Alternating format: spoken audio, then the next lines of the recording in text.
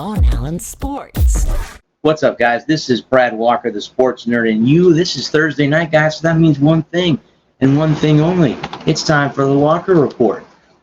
But this week, guys, I'm just going to talk. I'm going to have the man, VonAllen, on here to talk in my final hour about the New England Patriots win over the Steelers.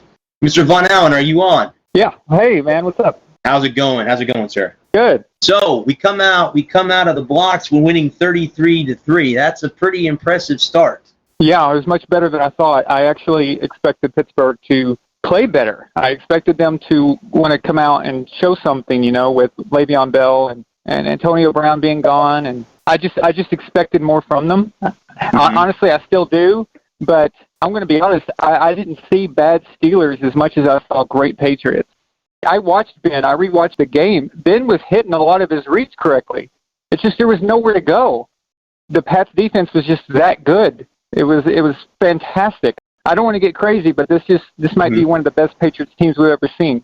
Maybe. We'll see. I would agree with you. I think what Belichick did with the Steelers is he knew that Juju Smith-Schuster was the top target. He goes and takes him out of the equation altogether, makes Ben check down to the second target. We kept them on the ropes, and I'm really the impressive thing with me would be our defense. Defense looks good this year, and like you said, I agree with you. I think this could be one of the best Patriot teams we've seen in a while. Yeah, I'm very excited about the defense, actually. I just couldn't believe how good they were. I mean, they just kept going from where they were in the Super Bowl. Extraordinary. So what's your take now on this whole Antonio Brown situation now? Do you think Belichick is the right coach to kind of get him back in track, or is this just something that's going to blow up?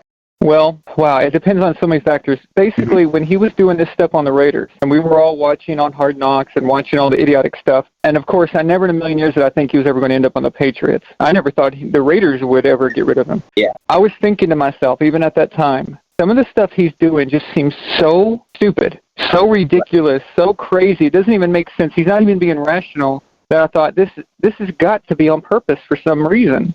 He's got to be doing. I mean, I actually remember thinking those things, and here we are. I mean, who threatens to retire because of their helmet when they know that other players have already conformed to that? I mean, it was just ridiculous. No matter what the Raiders did, no matter what the league did, it wasn't good enough. He one-up it. He kept one-upping it, and it was like, really, man? I had to start believing that it was something that he wasn't going to let go. He had a mission. I think he was wanting off the Raiders the moment he got traded there. I don't know if he was trying to get to the Patriots exactly, but I know he was trying to get off the Raiders. If that's the case, and if he is not completely nuts, then yeah, it'll work out for a year at least. But even Randy Moss, if you remember Randy Moss, after he got comfortable and he was there for a while, he started mouthing off, and then he did that press conference where he started talking junk about the contract and all this stuff, and then he was traded to Minnesota. Antonio Brown, I don't think, is as level-headed as Randy Moss is. If Antonio Brown makes it this season, I think it'd be seen as a miracle and an accomplishment. Because I know that they signed him to a one-year extension in 2020. I think I saw them one-year player option. So if he does survive the year, in a Patriot uniform, I guess the option is on the table for him to come back in 2020. Right. They gave him $9 million guaranteed, and then there's another $1 million, I think, as a workout bonus or roster bonus or something like that. Can't remember exactly, but it's like $10 million total. There's like around $5 million in incentives. Mm-hmm. That's my problem. Of course, I'm not Belichick. He clearly knows what he's doing. My just question is when I saw the incentive package, it's like 1.5 for catches, 1.5 for yards, and 1.5 for touchdowns, things like that. I was like, oh, no. Because one thing I know about people is when you tie their money with stuff can get really, really hard to deal with. And Antonio Brown, the moment he doesn't get 10 catches in 1 week, he's going to say, well, my incentive package, you're costing me my money. You're costing me $1.5 million if I'm not getting my catches. If you would have given him just a flat rate, then he wouldn't really be able to say anything. But now that his money is reliant on that, he's justified almost in being an ass. And when I saw that incentive, I was like, oh my God, why would you give that guy an incentive package? Why? I guess they don't see it as a problem. So who am I to question Bill? It's just an observation of mine, so I'm not really questioning him. I'm just saying that was kind of weird.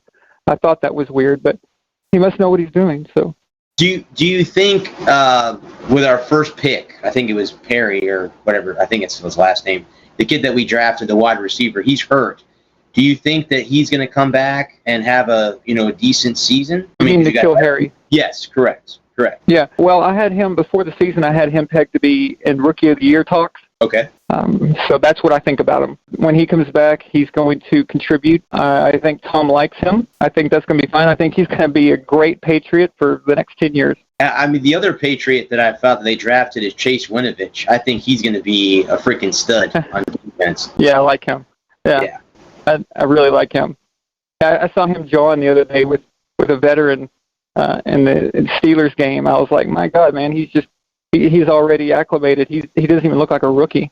I agree with you. I thought that the Steelers were going to come out. I thought the game was going to be a little bit closer. I could see I still thought New England was going to win the game, but I thought that Pittsburgh would have, it would be a 7-point win or a 10-point win, not a 30-point win. I mean, we shut them down totally. So, I mean, and, the interesting part now is we moved to Miami, where Tom seems to struggle, but I don't know how we cannot win the game this upcoming Sunday with how bad the Dolphins looked against the Ravens. The only thing I'd say about the Dolphins game is this. The Patriots seem to struggle against former coaches. No matter how bad the Dolphins look, never look past that. And here's why. When a coach leaves the Patriots, he's got information on everybody, every single player, every single scheme, and he freshly knows everything about the plays. Not much has changed in that time frame because he was just there. And that's going to help Brian Flores a lot. But from the Patriots standpoint, they only have certain information on Brian, and that's not very useful. He's got a major advantage there. And maybe he wants to win this so badly, maybe he was focused on this Patriots game and didn't even really game plan for the Ravens. Eric Mangini used to do this. Last year, look at what the Lions did. You know that the Lions wanted to win this above all else, fall apart the rest of the year. And then the Titans, Mike Vrabel, although they did pretty good, they went 9-7, but you could see that game mattered to them. And who's to say the Dolphins, and by the way, that Miami has been difficult for the Patriots for whatever reason. It's like some kind of curse or something. Yeah. So they're going to win. Let's pump the brakes on it being a blowout just because the Ravens blew them out, because the circumstances have completely changed. Right. I agree with you. I don't think it's going to be a blowout. I think a lot of people will say that on paper because of what we did to Pittsburgh and what happened to them against Baltimore. But it could be a blowout. I'm just saying that don't expect it just because of the Ravens game. I don't think the Ravens game says anything about this game. So that's all I meant. We still have to play the game. Again, we can say that, we can sit here and talk about it, and it's on paper, but they still have to go out and execute. I'm not saying that the Patriots won't execute or anything like that. We still got to go out and win the game. So, I mean, I agree with you. I don't expect a blowout. It could happen. I mean, come on. This last year, they went into Detroit and got embarrassed by the Lions. Okay, the Detroit Lions. That's how much of an advantage Matt Patricia had over knowing all the players on the roster. Yeah. That versus just a few months later going into Kansas City and winning an AFC Championship game. Mm-hmm. That's the difference. That's how much of an edge being a former coach in New England you get over everyone else. It's a huge edge. That's why every time we play a former coach, it's always a struggle. It's always a grind. Every single time, it seems like. Yeah. So what's your thought on Kyler Murray's first game, the Cardinals? I think he looked as atrocious as I expected, and I know that everybody is all like, "Oh, did you see the end? Did you see the end?" Yeah, I saw the end. What I saw was a Detroit Lions team that was destroying Kyler so badly that they gave up and they mentally went into garbage time. Mm-hmm. What I really saw overall is an indictment against the Detroit Lions, not good Cardinals or not good Kyler Murray, but bad Lions, pathetic Lions, and the same old Lions. That's what I saw. Kyler Murray's got what? He's playing Baltimore this week, right? Correct. They're in Baltimore against Lamar Jackson. Correct. This is going to be a bloodbath. This is going to be a massacre. Okay? It's like Les Grossman in Tropic Thunder. I will massacre you, Right. That's going to be this Sunday. It's going to be bad, really bad. Well, I mean, do you expect kind of like what happened to Miami to happen again this week? Do you think Baltimore puts up a lot of points offensively and shuts them down, shuts Kyler Murray down as far as defensively? Baltimore won't have the type of offensive game they did last week because Cardinals are a different defense. Okay. Miami mentally checked out, first of all. Second of all, the Cardinals, they're a better defense overall. Mm-hmm. The offense, they're going to get destroyed. You saw the first three quarters for Kyler. How many batted balls? I mean, just like I said that would happen. How many batted balls, how many sacks? He looked completely lost and confused. And it was only until the Lions, you could see the Lions, garbage time mentality, and look what happened. And it's hard to turn it back on once the floodgates open. It's hard to switch it back. It's shocking that a Matt Patricia type team would do that. You would think he'd have better discipline, but they just look like the same old Lions to me. Yeah. I mean, was there any games that jumped out to you last week other than the Patriot game that kind of surprised you as far as like score-wise goes? Is there anything that jumped out at you last week, week one? Well, let me take a look because I made some notes. I was actually going to do a video of them. The Browns and Titans, that was interesting. And it was interesting because of all the hype. The hype for the Browns has been absolutely ridiculous, almost to the point of nauseous. And I was watching just like shocked. Wow, I mean, I expected with all the hype, at least they would do better than that. But 3 picks by Baker Mayfield, that was pathetic. The Titans made the Browns look like an expansion team or something. That was rough, you know. And the Titans look good, man. They look good. And Mariota, I was kind of down on him a week ago, but he came out, and maybe bringing in Tannehill is what he needed. Maybe having that guy behind him and a threat behind him. Maybe that some guys react well to those things, and some guys fold. But it seems like maybe he's got something here, and maybe Vrabel's got something here. So, but the Browns, the way they played is exactly why I didn't buy into them.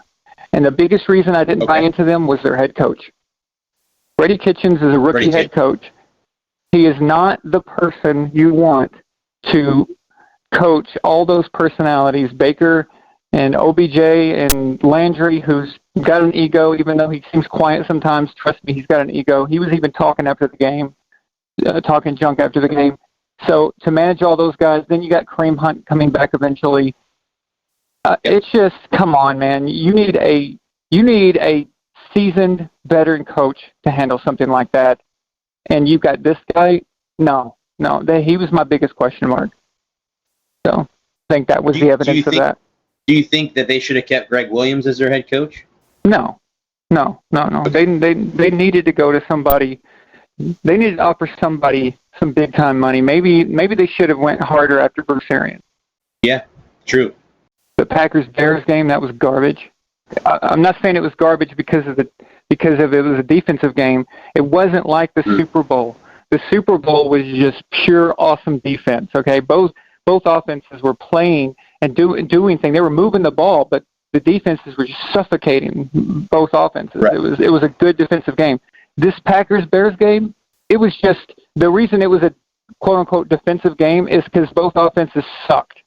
They were so bad that they couldn't get anything done. And both of those quarterbacks didn't play in the preseason. And everybody is complaining, the preseason sucks. Let's shorten the preseason and all this. Really? That Thursday night game and this entire week one, for the most part, is why you need a 4-game preseason. It's not for us, the fans. It's not for us. It's for the teams. It's for the players. To develop. This is why we get sloppy football in week 1 and week 2 and week 3. It's why I don't place bets on games in the first 3 weeks. It's why I don't give out picks to people, because it's like throwing darts at a dartboard. I might as well just be guessing, because you don't know who these teams are going to be in week 1, week 2, and week 3. You need data. You need some kind of proof of what they're going to be. Now, all these teams from week 1, they may be completely different by week 4. All of them. You never know. So I don't put too much stock into a week 1 thing, and that Green Bay Bears game is exactly why. Yeah.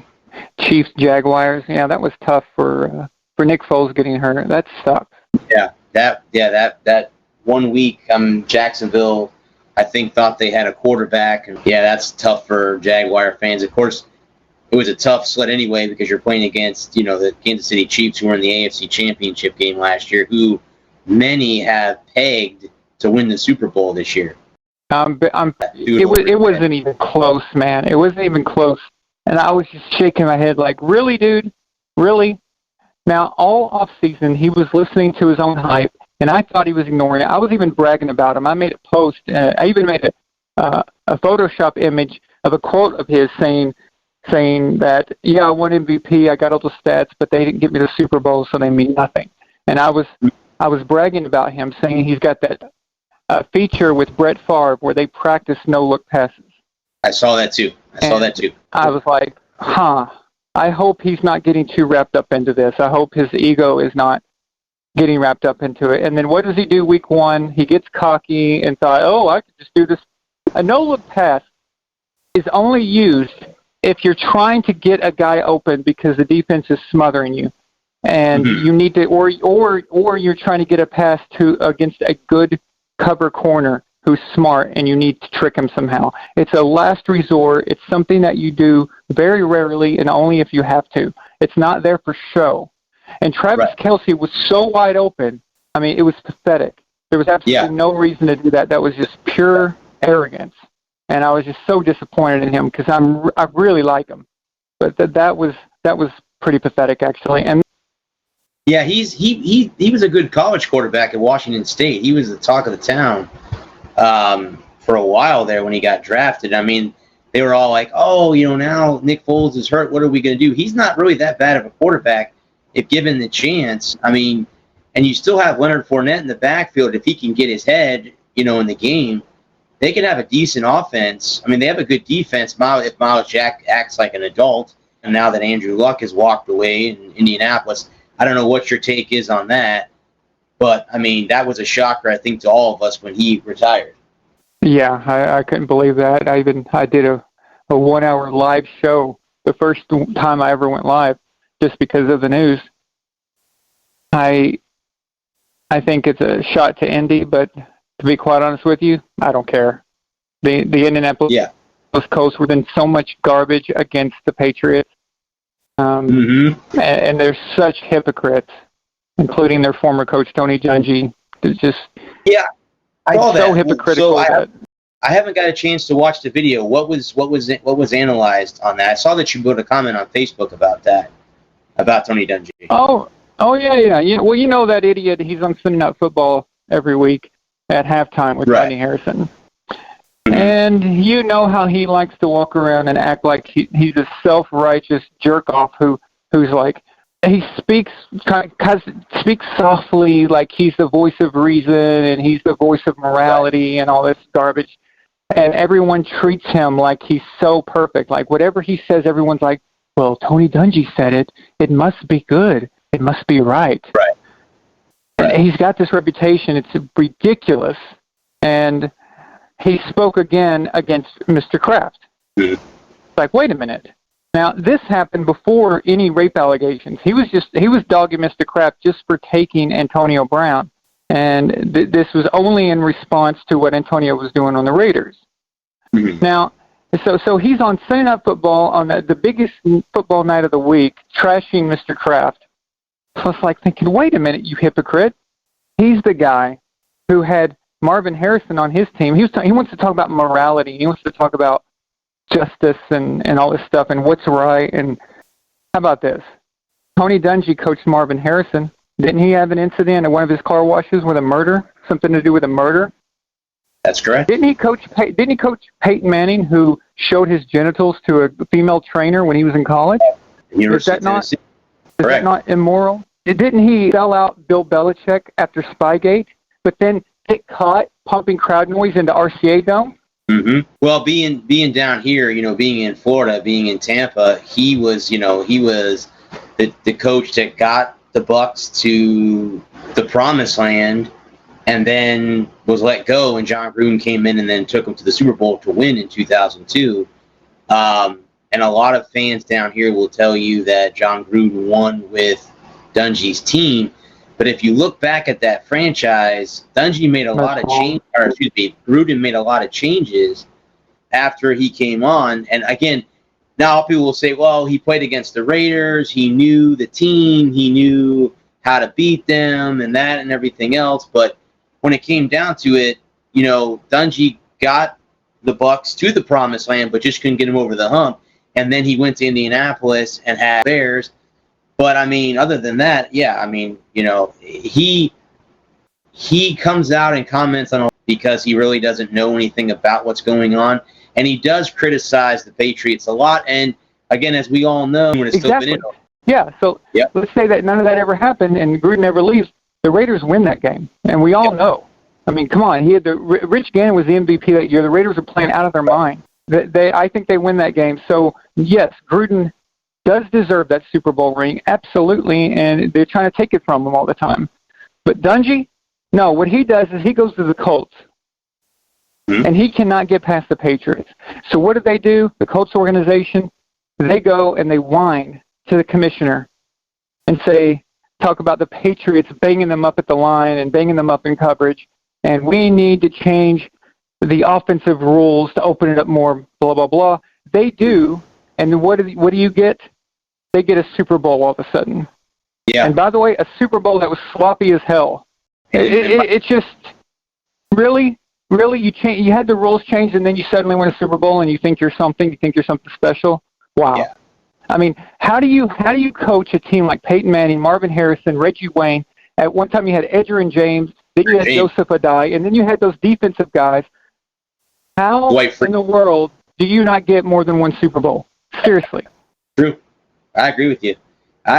Temple. I mean, to me, with Dungy, the problem with Dungy going back to the Bucs is he couldn't beat the Eagles. That was the team that the Bucs ran in the NFC Championship game many years in a row, and Gruden finally figured out how to beat them. And then not only does he beat them, he beats them on the road in the Vet, which is now closed. Now it's Lincoln Financial Field. They closed the old Vet, and he closed it down, giving the Eagles a loss, and then he goes on to beat the Raiders. So I agree with you. I know a lot of people down. Again, I live in Florida. I lived in the Tampa area my whole life. So you hear this stuff. You hear it all the time. And every time, the Bucs are off to a bad start, but Bruce Arians will somehow find a way to turn this. I believe he will turn the team around. It may not be here, but in the future, if they give him a chance, he'll turn this franchise back around. Will it be like it was during the Dungy/Gruden age? Who knows? I don't know. They had a great defense. The Bucs had a great defense during those runs. Again, that will always come up with Bucs fans is, John Gruden won with Tony Dungy's team. Well, no, that's not true. And they need to stop saying that because, like you just said, without him, there would be no ring. And the Raiders would have won that Super Bowl, and there would have been another ring for Oakland, and it wouldn't be. The Bucs would still be looking for a Super Bowl championship. So there you go. They think that you could change one thing and everything stays the same except that one element that you switch, and they think they'll benefit. It's like the thing I always say about Aaron Rodgers and Tom Brady. They say put Aaron Rodgers on the Patriots and he's going to win 7, 8 rings or whatever, right? No, you cannot do that because it's not a video game. Putting Aaron Rodgers on the Patriots changes everything. It changes mentality, changes the play scheme, changes how things are thought about. Every single thing is now altered.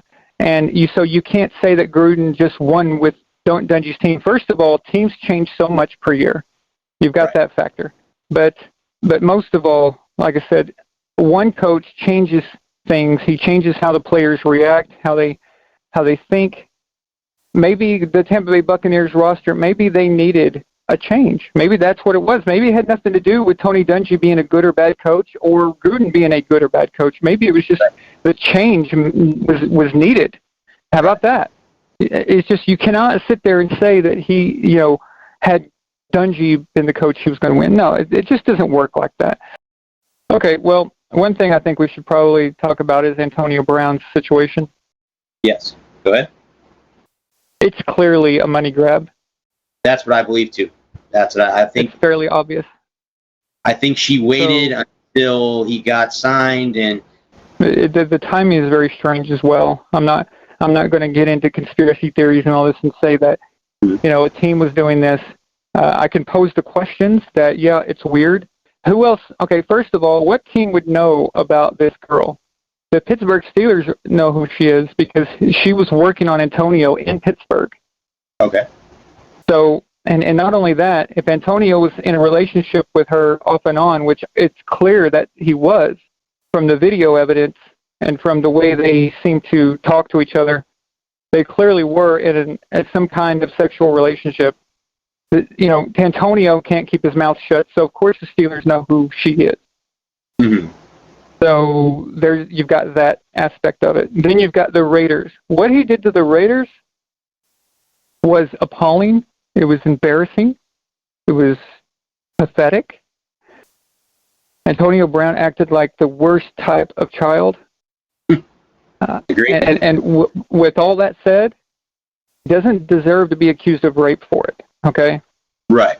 That's a different thing. That is a completely different thing.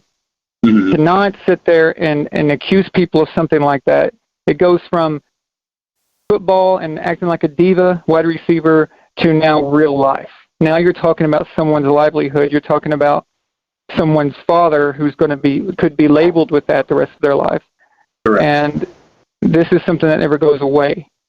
And it's a serious matter. So whatever the reasons that this was done, it sounds like it's money motivated. It's always money motivated, but specifically, she filed the minimum $75,000 is what's needed to file a civil lawsuit for that kind. But she's going to be wanting millions, of course. But she's also in debt. Antonio showed that she was in debt, and she had a tax lien against her and all this stuff. So, and she's getting married. Who knows? There's a million scenarios that could be going down here. But I know that I just believe that Antonio is innocent of this. I absolutely believe that because it's just the situation is way too weird. And you know what? I'm going to be honest, man. If I was a woman, the very moment I can get away, I'm going straight to the police. Exactly. I agree with you. Immediately. Exactly. Right. But you don't go back 3 times. Right. 3 times. You go back twice. So supposedly it happens once, then you get back with them a second time, and then he apologizes or for whatever reason, and then you go back a third? Come on, man. This case has got to be kicked out. It's absurd. So, do you think that he plays this Sunday, or do you think that the Patriots wait until this all blows over before he starts in a Patriot uniform? Let's look at it this way.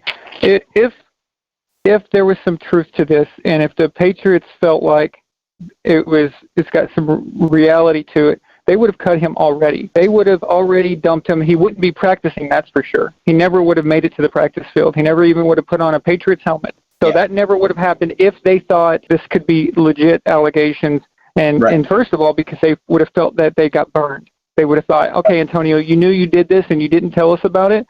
So they just for that reason alone, they would have cut him or at least shut him down for now.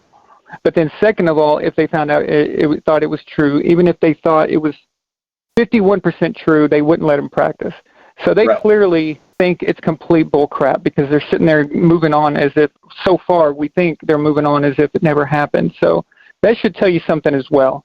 I wouldn't be surprised one bit to see him suit up against the Dolphins this weekend. And if not this week, it'll be next week. Because like you said, had these allegations been true, he would never have been on the practice field, and yet he would never would have put on a Patriot uniform. You know, to me, again, I agree with you. I'm not a female, so I can't say this, but I mean, I guess they get scared. They don't want to report it. But if somebody was to hold you against your will like that, you need to go to the police, let them know immediately. And like you said, too, why would you go back a second and third time knowing that had happened to you? So to me, and that was money. It's money driven. By far, that's what it exactly. is. And I know that there are instances where women don't report to the police because sometimes they're in fear. Like that, it could be a guy who they know can harm them, or is like psycho. There could, or they don't want anybody to know because they're embarrassed. They don't want anyone knowing about it. There's those factors, okay? And I would consider that if this was a one-time incident. But she went back. She went back. twice? Really? Yeah. To me, the big thing I think this year, and I was analyzing it last year, our running game is great, and James White is one of the, we were talking earlier about Christian McCaffrey. White is an amazing player, and I love Sony Michel. I got to watch him a lot because, again, I'm from the South, so he played for the Bulldogs, and I'm a Gators fan. Every year, Georgia played. I hated that because he ran all over the Gators. And when the Patriots drafted him, I'm like, oh, my God, great. What a great pickup this guy is.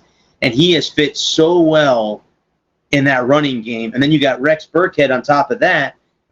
It's a versatile offense. Our defense played very well this past week. And like we talked earlier, this could be one of the best Patriot teams we've seen. And you know what? For the rest of the league, as they said last year, America's nightmare might be back. Well, shouldn't say back, but could be back even stronger than they were last year when they won it all.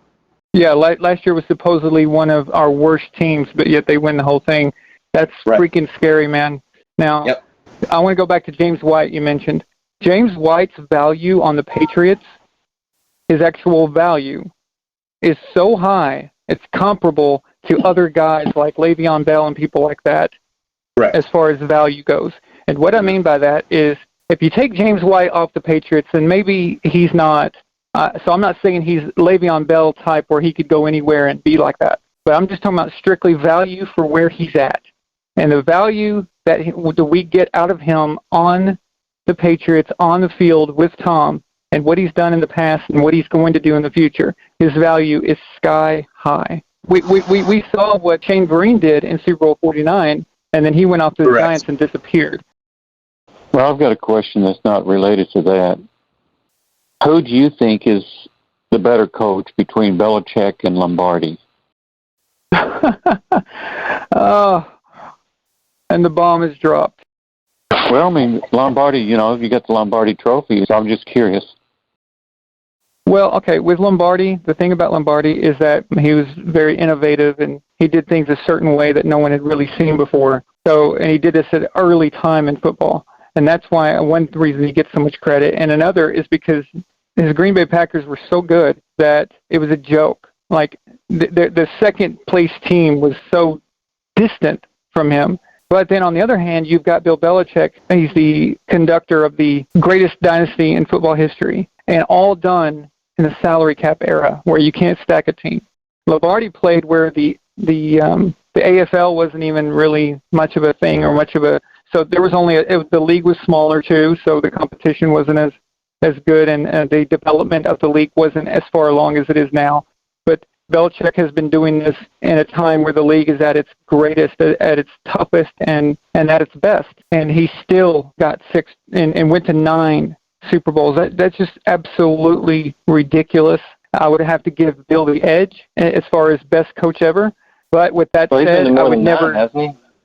Even as a coordinator, doesn't that stack another 2 or 3 on? Oh no, as a coordinator, he's been to 3 more. He was a Giants defensive coordinator, 1-2 with the Giants, and then he went with the Patriots in '96 when we lost. But as a head coach, he's been to 9, and that's just insane, man. Like I said, to do this without being able to stack a team is extraordinary. So I'd have to say that. But as far as history goes, I would, I've heard people talk about changing the Lombardi Trophy and stuff. That's absolutely ludicrous. I would never do that. I would have to say at this point, Belichick is probably the best coach ever.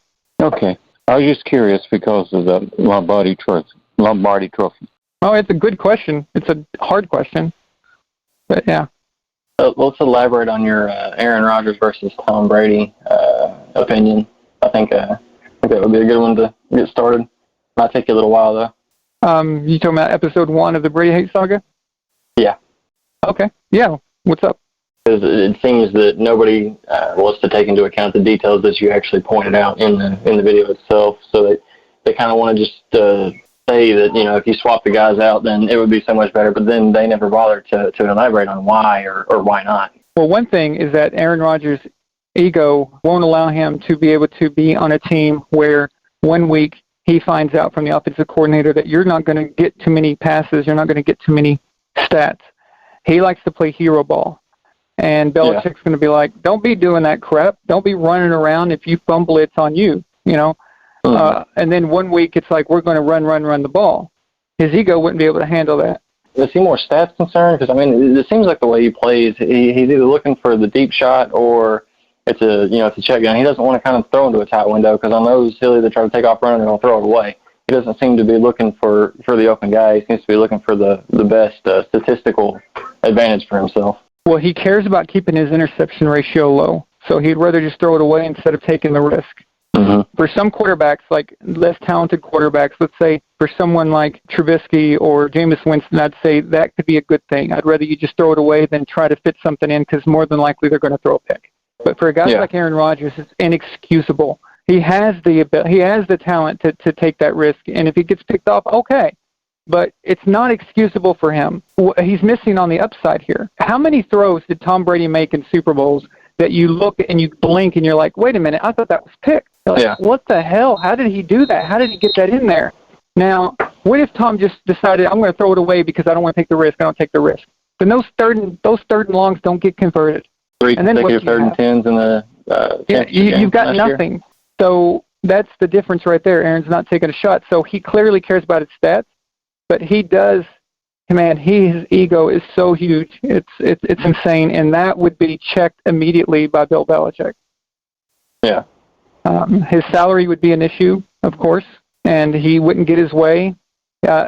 See, remember that, Belichick, he's hard on Tom, even in front of people. Æron wouldn't be able to handle that. We have reports that Æron would talk against Mike McCarthy in meetings for something that happened years before because because Mike McCarthy was in San Francisco at the time when he was drafted and didn't take him, and they took Alex Smith instead. So Aaron Rodgers never let that go and constantly called out Mike McCarthy in meetings in front of people. That's a far cry from what he'd be able to do under Belichick. That would never happen. And he's not a good leader. His teammates don't follow him. You've never heard a teammate ever leave the Patriots and say something negative about Tom Brady.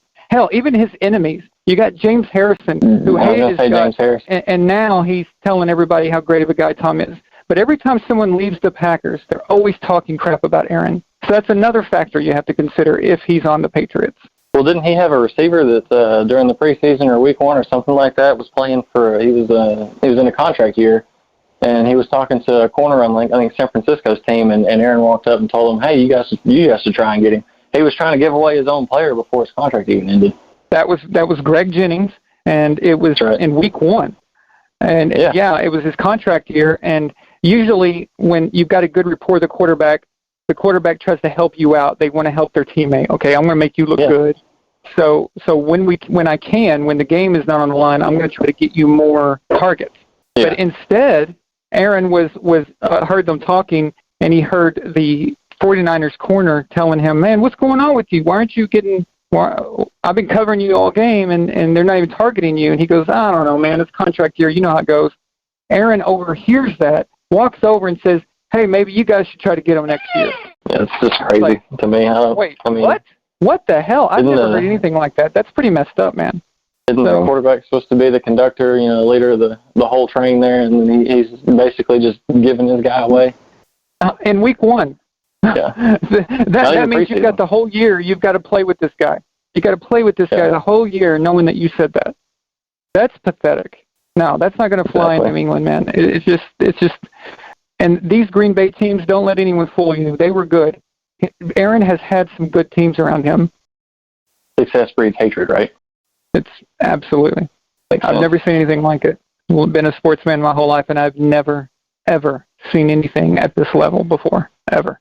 That's pretty crazy. The NFL colluded together, the owners colluded together to destroy Tom Brady's complete legacy and his person, who he is. Okay, one day his kids are going to grow up and they're going to really understand what Deflategate was, and they're going to think, was my dad a cheater? And they really screwed him up personally. Now, all fans of all 31 other teams in the NFL see Tom Brady and they think cheater. And the owners were willing to do that to him just because out of pure jealousy. And they wanted to stop the Patriots, and they got tired of them always being there and being in the hunt. They wanted to get them out of there. They were willing to do that. Imagine what they're willing to do now, because now they're going for their 7th, and with the addition of Antonio Brown, my God, it just looks like, some fans I've seen are saying the season is over. The season's over now. They're comparing it to Kevin Durant joining the Golden State Warriors, and it's like, really? So imagine how desperate they're going to be this year. Something's going to happen. Something's going to happen. Beat them on the field, man. I mean, come on. Stop trying. Stop bull crapping around and get out there and play ball. That's what America used to be about. When I was a kid, I remember I didn't like the Jordan Bulls. I liked the Phoenix Suns, and they took out Barkley and the Suns in the finals. I didn't hate the Bulls. I just wasn't a fan, but I always respected them. I always saw Jordan. I was like, wow, he's just too good. He's amazing. And I never hated him. But people weren't like that back then. And the 49ers, they were dominating the 80s, but nobody really hated them. Nobody hated Joe. You didn't hate Joe, even if you were against the 49ers. It's blatantly disrespectful, in my opinion. I mean, you don't have to like them, but you can respect them. Right, and you know what? The funniest thing, the fans that I judge the most are fans of the Steelers, 49ers, and Cowboys. And the reason I judge those fans the most is because they know what it's like to be dominant, to have a dynasty, to rule the NFL for extended amount of time. They know what that's like, and they know that it comes with some hatred and some resentment. Mm-hmm. But yet they sit there and throw that at the Patriots. And you would think of those 3 teams as fans that they would know better, that they'd be like, oh, okay, well, I know what those Patriots fans are going through because I remember what it was like. Now, of course, it wasn't as bad for them, but still, success does generate some hatred and resentment. But this Patriots thing is at a whole different level, a whole other level. It's insanity. So now everything you see, unless it comes out of Boston, it's usually written with a negative connotation, and it's crazy. It used to bother me reading stuff like that, but then I got to where I was like, who cares anymore? They keep winning, and that's what's causing it. So yeah, well, every team's doing something underhanded, but nobody else cares because it's not the Patriots. And, I mean, I've been saying that for I don't know how long, and people think you're crazy and that NFL's colluding against them and you're crazy. No, if you sit down and actually look at it, it's pretty legitimate. What's funny about all that is that the Patriots follow the rules closer than any team in the league because they know that they're under a microscope. So. The NFL changes the rules every year after New England does. You recall every time. Was it 2012? Was that the substitution game with the Ravens where they were complaining about 2014? 2014. Okay. Well, they were breaking the rules. They weren't doing it right. So then they changed the substitution rules. Yep, that was thanks to Jim Harbaugh. Yeah. And then by the letter of the rule book, the way the catch rule was supposed to be officiated was not followed during the Super Bowl. And they've come out to admitted that they wanted to call it by the new rule when the new rule wasn't officially in effect. I mean, I get wanting to call it right, but technically that language of the updated rule was not what was in the official rule book under which time that game was played. So right. I feel like what was called in the Pittsburgh game that year would have disqualified that touchdown in the Super Bowl, and it should have based on the rule, like you're saying. Now, every time, one thing I've noticed is that every time this happens, when the Colts and Tony Dungy had the rules changed for them in the mid-2000s so they could win a Super Bowl, did we complain? No, we didn't. When they changed the substitution rules, did we complain? No, we didn't complain. When they changed the rules about the catches and getting screwed in Philadelphia, did we complain? You barely hear anything about it. We only bring it up when people want to try to throw it in our face. So we only bring it up as a defense mechanism, but never as something that we just start spouting. Excuses, yeah. They don't make excuses. They don't play with excuses. They play old school. On the field, that's where it's settled. Whatever the rules are, they're going to do them, and whatever areas of the rules that can be exploited, they're going to find them. That's just brilliance, man. That's called being prepared. What do you pay a lawyer to do? Find the loopholes in the contract. It's the exact same thing. Yeah, and that's not called cheating, huh? For some reason. Exactly. It's different. Everything is different when it's applied to New England. But it's not just that. The Internet has changed things. It's given every moron a voice, even people who shouldn't have a voice. Also, the culture change. Society has changed into this area of everyone is a winner, no one's a loser. I was about to say participation. And all that. Yeah, all that crap. So now people are butthurt like crazy when they lose and someone else wins all the time. And it all that combined has just created this perfect storm of resentment. No problem. I enjoy the Facebook page and listening to your videos. It's I actually tell people to subscribe to the channel and go in if they want to have something that's informative and information drawn out for them. And it's not some sort of it's not just a fanboy channel. It's actually got detailed information if you actually want to look into something. So yeah, that's very helpful. That's as useful as anyone donating money or something like that. That's really useful when people talk about it or spread the word. Yeah. And but yeah, I pride myself in stating the truth. And if the Patriots do something shady or wrong, I'll call them out. I just want the truth. So. Yeah, I mean, I think that's the best thing too. You get all these people that are putting opinion and then reaction and stuff like that. I think factual basis and stuff rooted in actual research information is better and is what is needed. Actually, it may not be what's wanted, but it's what's needed. I know as of right now, the Bucs are up by 1 point. The second half just kicked off, but they're up by 1 point. They got a touchdown right before the second half, or the Panthers drove down and got a field goal, but the Bucs scored a touchdown, Winston to Godwin.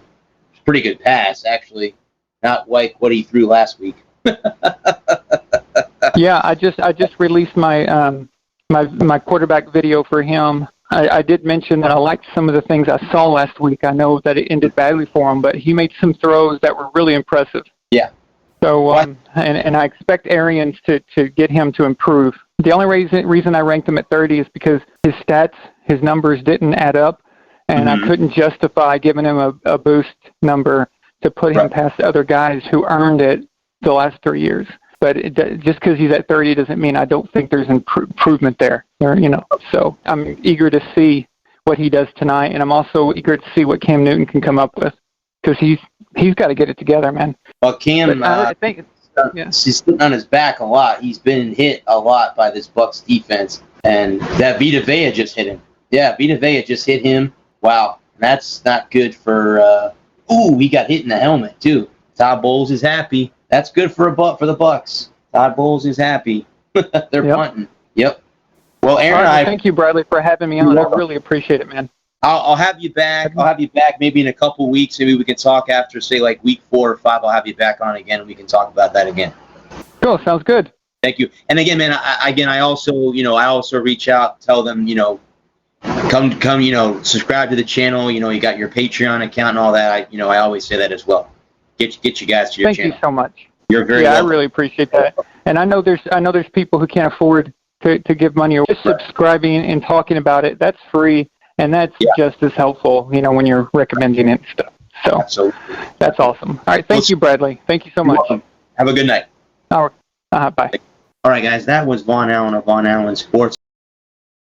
I really hope you subscribe, but I also would like to invite you to visit my Patreon, where for the minimum of $1, you can get access to an exclusive playlist that is updated with videos that will never be released to the general public. I've also created a special tier of $10 on Patreon for access to the formula itself, but it will also get you access to all my picks of which teams will have the best chance of winning on a weekly matchup basis. I also have an online shop where you can get all kinds of branded stuff, and I'm always adding new designs to the mix, like t-shirts, cups, stickers, yoga pants. I mean, everything you could think of. It's crazy. You guys are freaking amazing. Thank you so much.